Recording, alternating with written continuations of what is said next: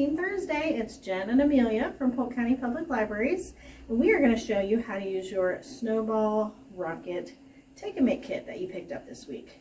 So there are 3 things in the Take-A-Make kit. There's a balloon, and yours should be white to make it a snowball. There's a straw, and there is some yarn. And you will also need some tape, so go ahead and grab some tape, and we will get started.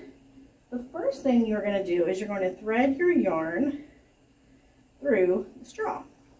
So we give you nice thick straws so it's not too hard.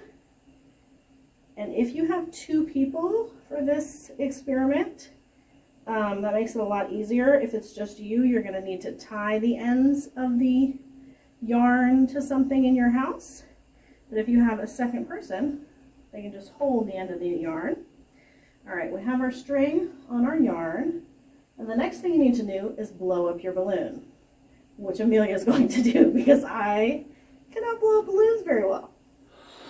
You're not going to tie the balloon though. You're just going to hold the end of it closed and keep all the air in the balloon.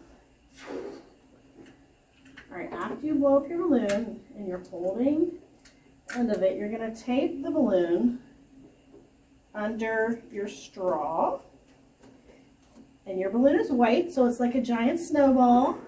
And then we're going to make it a rocket. So Amelia's going to take the balloon to that end of the string. I'm going to hold my end of the string down here, and when you let go of the balloon, the air will cause it to launch to the other side of the room. Ready? All right, have fun, guys.